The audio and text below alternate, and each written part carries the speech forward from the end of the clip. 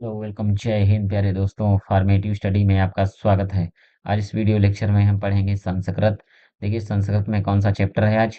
वंदना श्लोक एवं नीतिपरक वाक्यों का सस्वर वाचन तथा अर्थ ज्ञान। देखिए इस लेसन से आपको 2 नंबर का एक क्वेश्चन कंफर्म है। एक श्लोक आएगा और उसका आपको हिंदी अर्थ लिखना होगा। ठीक है। या तो कोई नीतिपरक वाक्य दे देगा, उसका आपको सस्वर वाचन करना होगा, यानी उसका भावार्थ लिखना होगा।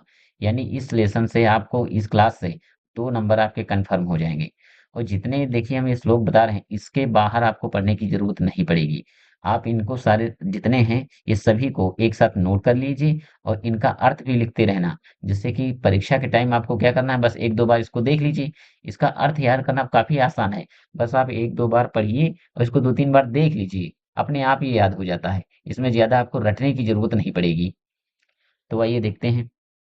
देखिए पहला है भारत वंदना, लिखिए तथा उसका हिंदी अनुवाद भी कीजिए। ठीक है, तो देखिए कैसे है भारत वंदना। देखिए पहला है मातृभूमे नमो मातृभूमे नमः।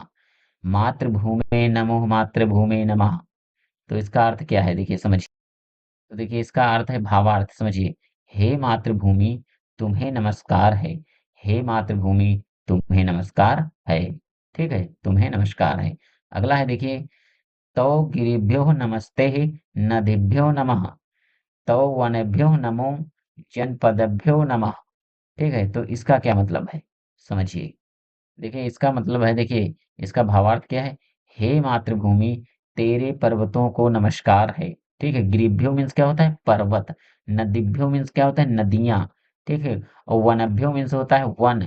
और जनपद, देखिए जनपद पदभ्यो मीन्स होता है देखिए प्रांत या जनपद, जिले या गांव।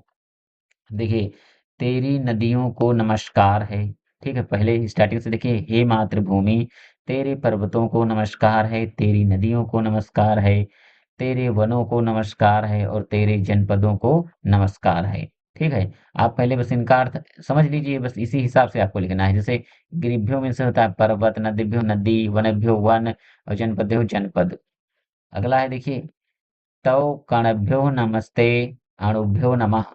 तव कणभ्यो नमस्ते अणुभ्यो नमः मातृभूमे नमो मातृभूमे नमः। इसका अर्थ क्या है देखिए। देखिए समझिए भावार्थ क्या है। हे मातृभूमि तेरे कणों को नमस्कार है, तेरी अणुओं को नमस्कार है। हे मातृभूमि तुम्हें नमस्कार है। हे मातृभूमि तुम्हें नमस्कार है। ठीक है,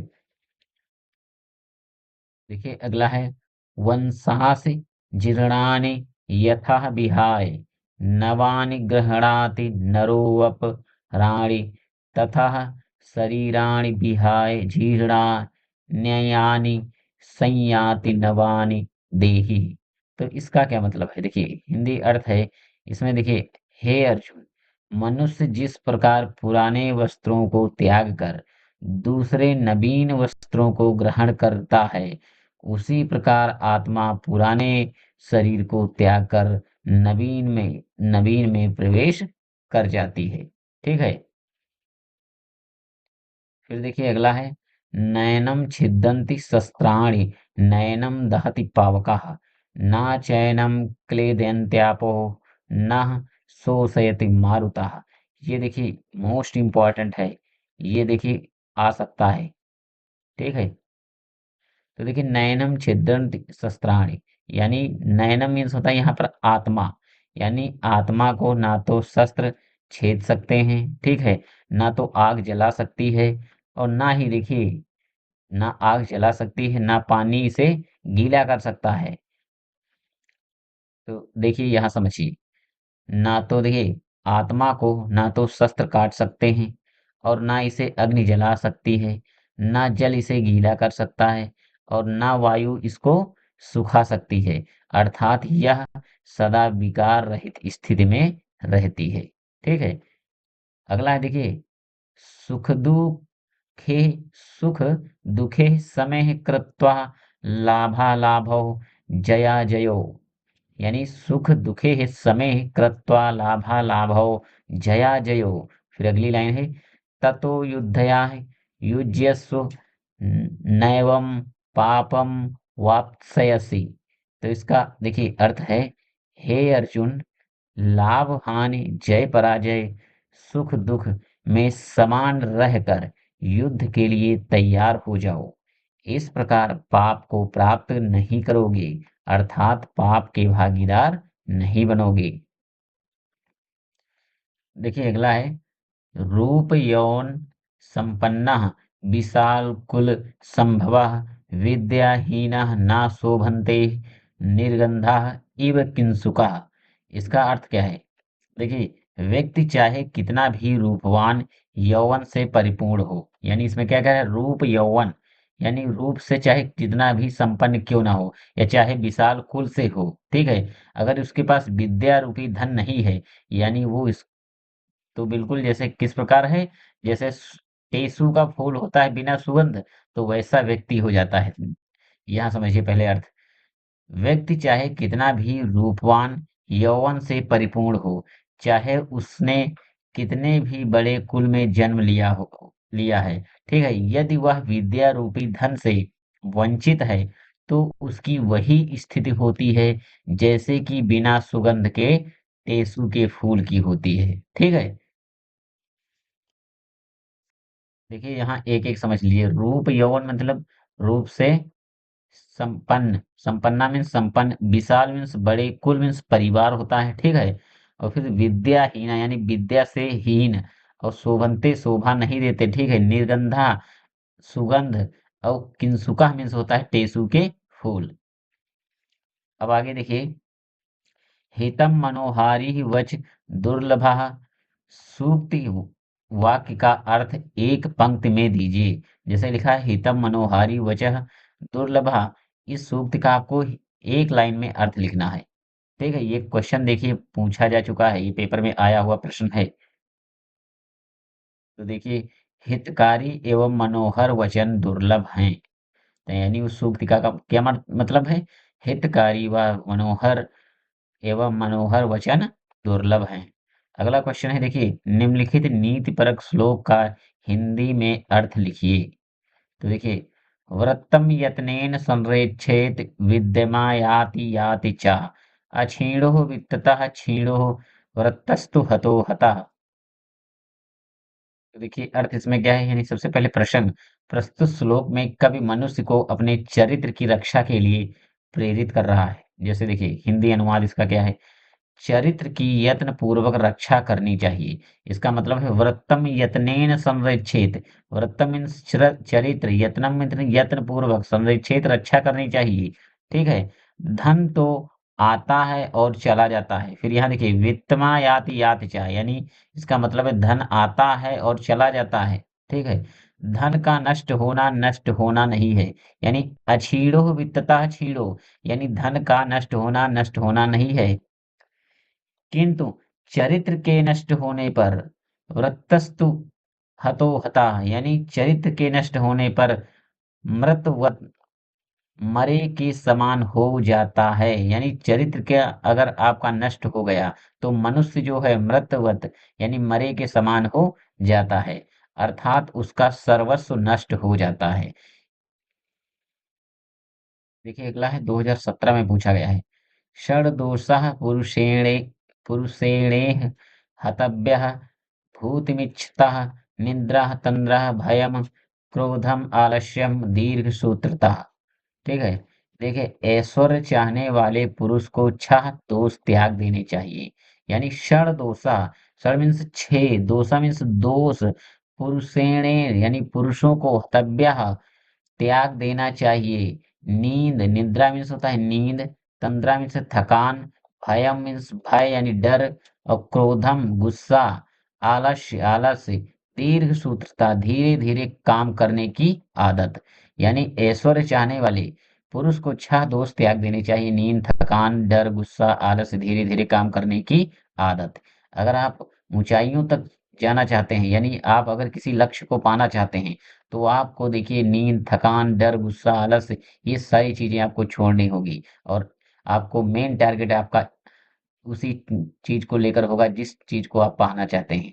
जैसे आपका यहाँ पर एम है, मेन टारगेट है कि डीएलएड में आपके अच्छे मार्क्स आए, तो आप इन सब चीज़ों को छोड़कर, जितने भी फालतू की चीज़ें हैं, लापरवाही छोड़कर आपको सबसे ज़्यादा मेहनत करनी है, तो अपने टारगेट पर। टारगेट आपका कौन सा है कि हमें डीएलएड में अच्छे से अच्छे मार्क्स लेकर आना है, यानी हमारा टारगेट है 90 प्लस मार्क्स। तो आपको सबसे ज़्यादा फोकस किस पर करना है? अपने टारगेट पर, ठीक है? इधर उधर की चीज़ों पर नहीं करना है। अगला है, को अर्थः पुत्रेण जातेन यो न विद्वान न धार्मिका काणेन चतुषा किं वा चक्षु पीड़ैव केवलम। ठीक है। श्लोक का देखिए हिंदी अनुवाद क्या है। ऐसे पुत्र के उत्पन्न होने से कोई अर्थ नहीं, यानी को अर्था पुत्रेण, यानी इसका कोई अर्थ नहीं, यानी इसका कोई मतलब नहीं। पुत्रेण जातेन यो ना विद्वान, ना जो विद्वान हो, ना धार्मिक हो, ठीक है, जो ना विद्वान हो और ना ही धार्मिक हो, जो ना आंख से देख सके, ठीक है, फिर अर्थात आंख से अंधा हो, वह केवल पीड़ा देने वाला ही होता है। ठीक है, दोबारा समझिए। ऐसे पुत्र के उत्पन्न होने से कोई अर्थ नहीं, जो ना विद्वान हो, ना धार्मिक हो, ना जो आंख से देख सके अर्थात आंख से अंधा हो, वह केवल पीड़ा देने वाला ही होता है। आगे समझिए।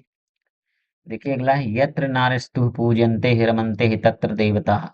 अर्थ, जहाँ नारियों की पूजा होती है, या पूजा, जहाँ नारियां पूजी जाती हैं, वहाँ देवता निवास करते हैं। ठीक है, यानी जहाँ पर नारियों की पूजा होती है, वहाँ पर देवता निवास करते हैं। इसीलिए देखिए, महिलाओं की इज्जत करना चाहिए, सम्मान करना चाहिए। अगला देखिए, परोपकाराय सतर्कतः विभू विभूतयः।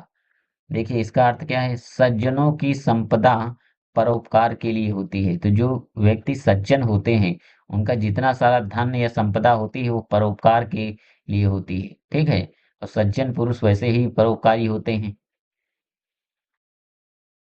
अगला है देखिए, उद्योगिनम पुरुष सिंहमोपैति लक्ष्मी। इसका अर्थ है, परिश्रम से ही धन की प्राप्ति संभव है। यानी जब तक आप परिश्रम नहीं करेंगे, तब तक धन की प्राप्ति नहीं होगी। ठीक है, इसीलिए किसी भी काम को अगर कर रहे हैं, तो आप मेहनत और लगन से कीजिए। अगला देखिए, अंगीकृत सुकृतिनः परिपालयन्ति, यानी अंगीकृत सुकृतिनः परिपालयन्ति। इसका अर्थ है, स्वीकार की हुई बात का सज्जन पुरुष अवश्य पालन करते हैं। अगर सज्जन पुरुष जो जेंटलमैन होते हैं, अगर उन्होंने किसी कार्य को कह दिया कि हाँ हम ये करेंगे, तो अवश्य करते हैं। यानी अगर उन्होंने कोई प्रॉमिस किया है, तो उसको पूरा करते हैं। ठीक है। अगला देखिए, बुभुक्षितम किम ना करोति पापम। भूखा व्यक्ति कौन सा पाप नहीं करता?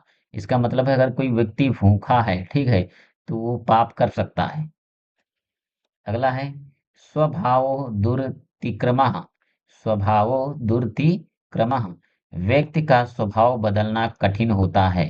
यानी व्यक्ति का अगर स्वभाव आप चाहें कि बदल सकें, तो स्वभाव बदलना काफी कठिन कार्य है।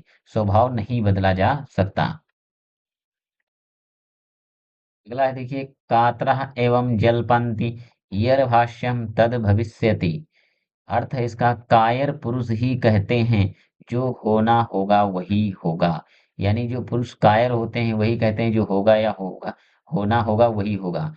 ये ऐसा नहीं होता है। अगर आपने ठान लिया है कि ये हमें करना है कोई काम, तो आप कर लेंगे। अगर आपने ये सोच कर छोड़ दिया कि अरे जो होगा वो देखा जाएगा, तो तब तक बिल्कुल कार्य नहीं होगा। इसीलिए जिस कार्य को आप सोच लीजिए कि मुझे करना है, तो आप उस पर आप 100% दीजिए, वो कार्य बिल्कुल होगा और अवश्य होगा।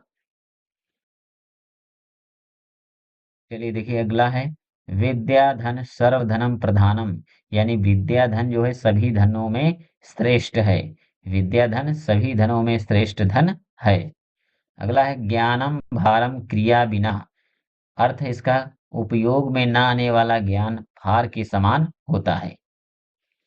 इन सबको देखिए जो हम बता रहे हैं इतने सारे जो मोस्ट इम्पोर्टेंट है, इनको साथ ही साथ आपको नोट करते चलना है। ऐसा नहीं कि आप देख लें और छोड़ दें। आपको सीधे-सीधे देखिए साथ ही साथ एक बार समझ लीजिए और इसके बाद इसको एक बार नोट ज़रूर कर लीजिए और 2-3 बार आप इसको पढ़ेंगे, ये अपने आप आपको याद हो जाएगा। देखिए अगला है विभूषण मौन पंडितानाम, ठीक है? यानी मूर्खों का सबसे बड़ा गहना चुप रहना ही है, ठीक है? मूर्खों का सबसे बड़ा गहना क्या है? चुप रहना है यानी विभूषण मौन पंडितानाम। अगला है समय एवं करोति बलाबलम, यानी इसका अर्थ क्या कह रहा है कि समय ही मनुष्य को सबल और निर्बल बनाता है। समय एवं करोति बलाबलम, समय ही मनुष्य को सबल और निर्बल बनाता है। और अगला है देखिए, अगला है सत्यम ब्रूयात प्रियम ब्रूयात ना ब्रूयात सत्यम प्रियम, ठीक है? तो इसका मतलब है सत्यम ब्रूयात यानी सत्य बोलना चाहिए, प्रियम ब्रूयात यानी प्रिय बोलना चाहिए, ना ब्रूयात सत्यम प्रियम, अप्रिय सत्य को नहीं बोलना चाहिए। देखिए एक बात तो सही है, इसमें लिखा है कि अगर सत्य बोलना चाहिए ठीक है और प्रिय बोलना चाहिए भी ठीक है, लेकिन अप्रिय सत्य सत्य को नहीं बोलना चाहिए। ऐसा सत्य नहीं बोलना चाहिए जिससे किसी दूसरे को अप्रिय लगे, मतलब अच्छा ना लगे, ठीक है? तो यानी सत्य तो बोलना चाहिए और अच्छा बोलना चाहिए, लेकिन जो चीज किसी दूसरे को अगर अच्छी नहीं लग रही है तो उसे उस सत्य को नहीं बोलना चाहिए। अगला है हितम मनोहारी चा दुर्लभम वचः, ठीक है? हितकारी और प्रिय लगने वाली बात एक साथ संभव नहीं होती, ठीक है? इसका मतलब है कि अगर कोई बात ऐसी है जो हितकारी भी हो और प्रिय भी लगे, यानी ऐसा संभव नहीं हो सकता। अगर आपके लिए कोई बात ऐसी है जो आपके हित के लिए है, लेकिन आपको वो बात प्रिय नहीं लगेगी। अगर अच्छी है बात यानी प्रिय है, तो वो हितकारी नहीं होगी, ठीक है? यानी दोनों एक साथ संभव नहीं है। तो देखिए जितने सारे श्लोक हैं और सूक्तियाँ हैं, इनको साथ ही साथ आपको नोट कर लेना है और एक कॉपी पर नोट करके देखिए 3-4 बार इनका रिवीजन कर लीजिए। पेपर से पहले ये सारे आपको रट जाएँगे, बिल्कुल याद हो जाएगा। जैसे आप इसको देखेंगे आसानी से आप इसका अर्थ लिख लेंगे और इसमें से एक अर्थ लिखने ज़रूर आएगा। या तो देखिए कोई श्लोक दे देगा या तो कोई सूक्ति दे देगा, ठीक है? तो इसमें से आपको अर्थ लिखना ज़रूर होगा, वो भी कितने नंबर का आएगा? 2 नंबर का क्वेश्चन पूछा जाता है इससे। और संस्कृत है, संस्कृत को हल्के में बिल्कुल नहीं लेना, क्योंकि संस्कृत में अगर देखा जाए तो सब फिर मैथ में बैक लगती है और इसके बाद ज़्यादातर अगर लड़के फेल होते हैं तो संस्कृत में, क्योंकि संस्कृत एक ऐसा सब्जेक्ट अब हो गया, लोग धीरे-धीरे इसको छोड़ते जा रहे हैं, तो भूलते जा रहे हैं, बस काम चलाऊ पढ़ रहे हैं। तो उनको भी लगता है कि चलो अब जैसे बहुत पहले से संस्कृत आप लोगों ने अगर देखा जाए तो 10th में पढ़ा होगा, बहुत सारे लोगों ने संस्कृत तो छोड़ ही दी है, फिर अब आपको यहाँ फिर पढ़नी पड़ रही है, क्यों? क्योंकि देखिए यहाँ पर सारे सब्जेक्ट हैं तो यहाँ सब कुछ आपको पढ़ना होगा। तो यहाँ देखिए आपको सीरियसली अच्छे से पढ़ना होगा, तभी जाकर आप समझ पाएँगे, क्योंकि ये आसान भी है, संस्कृत ऐसा नहीं कठिन है। देखिए उसी से जो संस्कृत और हिंदी एक जैसी लगती है, क्योंकि संस्कृत से ही बनी है हिंदी, तो इसका अर्थ निकालना बहुत आसान है, ज़्यादा कोई कठिन बात नहीं है, ठीक है? तो ये जितना सारा हमने श्लोक और ये सूक्तियाँ बताई, ये सारे आप नोट कर लीजिए, ठीक है? और देखिए डीएलएड फर्स्ट सेमेस्टर की सारी क्लासेस हो रही हैं और प्लेलिस्ट भी बनी है। तो आप जिन लोगों को नहीं पता है देखिए हम बता रहे हैं कि आप जाकर चैनल पर और प्लेलिस्ट चेक कर लीजिए। देखिए वहाँ पर जो आपकी जैसे कि कोई क्लासेस नहीं हुई हैं, तो वहाँ से आप पिछली वाली क्लासेस दे सकते हैं। ठीक है? इसीलिए हमने प्लेलिस्ट बना दी जिससे किसी प्रकार की आपको दिक्कत ना हो। और साथ ही एक बात मैं बोलना चाहता हूँ अपने दोस्तों को, जो आपके साथ जिससे कोई दोस्त कर रहा है डीएलएड, तो उसको भी बता दीजिए, ठीक है? और शेयर कर दीजिए जिससे कि उनको भी पता चल जाए। और देखिए लास्ट में आपको अगर कोई जैसे थोड़ा ये है कि आप लोग लाइक करना भूल जाते हैं, ठीक है? और तो लाइक ज़रूर कर दीजिए। अगर किसी प्रकार का अगर सोच रहे हैं, सुझाव देना चाहते हैं या कोई डाउट है, तो आप कमेंट करके हमसे पूछ सकते हैं, ठीक है? मिलते हैं नेक्स्ट वीडियो में, तब तक के लिए जय हिंद।